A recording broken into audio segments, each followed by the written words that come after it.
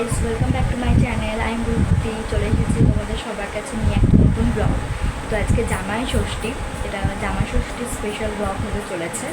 তো সকালবেলা উঠে ঘুম থেকে উঠে আমি এখন ফ্রেশ হয়ে গেছি। এখন 9টা মতন বাজে। তো উঠে এবার কিছু কাজ করতে হবে। তো দেখে আসি মায়ের কী কী হয়েছে।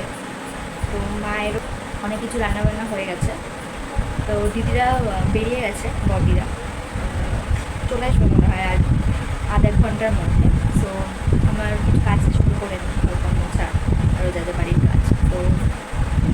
তো এখানে এসে দেখছি মার ভাজাগুলো কমপ্লিট হয়ে গেছে, 5 রকমের ভাজা, আর এদিকে পটলের দোরমা হবে। তো তার জন্য পুরটাও রেডি হয়ে গেছে, ওখানে মা নুন দিয়ে দিল। এদিকে শান্তনুদার জন্য পাবদা মাছও কমপ্লিট হয়ে গেছে। আর এদিকে ইলিশ মাছ কাটা রয়েছে, ইলিশ মাছ ভাজা হবে। আর এদিকে ব্রেকফাস্টের জন্য ময়দা মাখা আছে, দিদিরা এলে পরোটা করে দেওয়া হবে। আর এখানে ঘুগনিও করা হয়ে গেছে। তো মোটামুটি আমার কমপ্লিট হয়ে গেছে, শুধু মাংস রান্না করলেই মেবি হয়ে যাবে। আর এখানে পটলগুলো ভাজা অলরেডি হয়ে গেছে, পটলের মধ্যে শুধু পুরটা ভরে দেন পটলের দোরমাটা রান্না করতে হবে।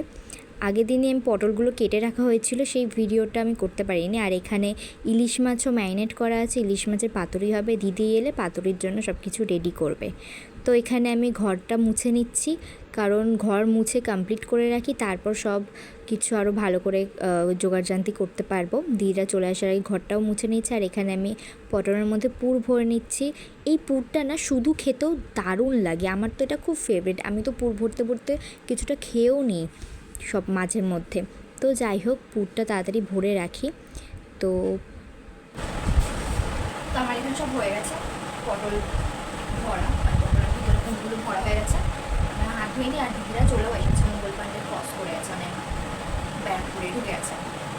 তো দেখি, তো দিদিরা এখন চলে এসেছে। আর এই যে আমার দিদির মেয়ে, হাই করে দাও, হামি দিয়ে দাও, হামি দিয়ে দাও। মেয়েকে হামি দিয়ে দিল।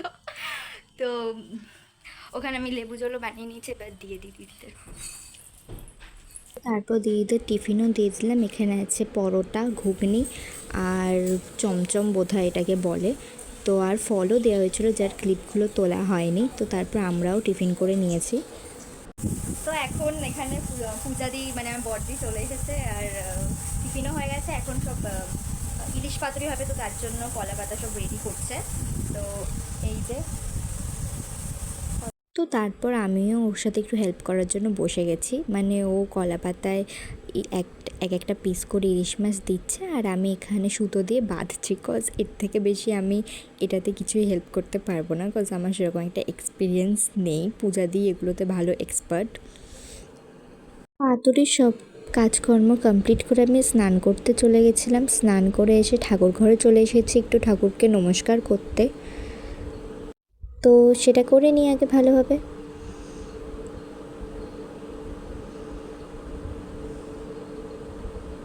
তো আমি স্নান করে চলে এসেছি, তারপর ঠাকুরকে প্রণাম করে পুজো দিয়ে এসেছি। তো এবার একটু স্কিন কেয়ার করে দেন তারপর দেখি কি কাজ আছে, স্যালাড ফ্যালাড কাটতে হবে। রান্না মোটামুটি হয়ে গেছে।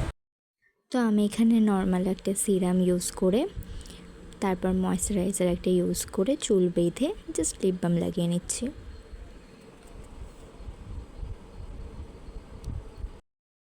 তারপর শান্তনন্দাকে এখানে খেতে দিয়ে দেওয়া হয়েছিল। এখানে আছে ভাত, স্যালাড, 5 রকমের ভাজা, মানে উচ্ছে ভাজা, পটল ভাজা, ভেন্ডি ভাজা, আলু ভাজা আর ইলিশ মাছ ভাজা, লেবু লঙ্কা।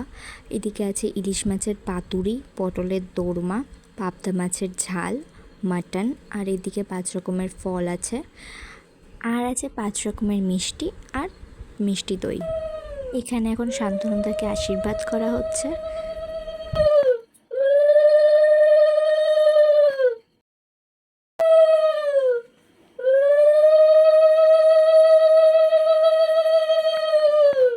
তো এখন আমিও খেতে বসে গেছি। এখানে আমি নিয়েছি ভাত, আলু ভাজা, পটল ভাজা, ভেন্ডি ভাজা, স্যালাড, ইলিশ মাছের পাতুরি, পটলের দোরমা আর মাটন।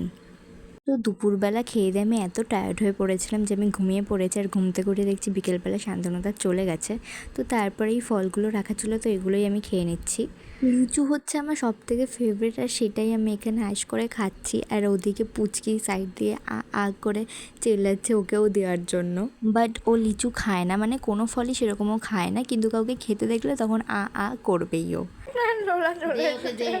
তো এখান থেকে আমি কিছু মিষ্টি খেয়ে নিচ্ছি, আর পুচকি যেহেতু লিচু খায়নি তো ওকে একটু লাড্ডু দিই, দেখি ও লাড্ডু নাকি খায় খুব ভালো।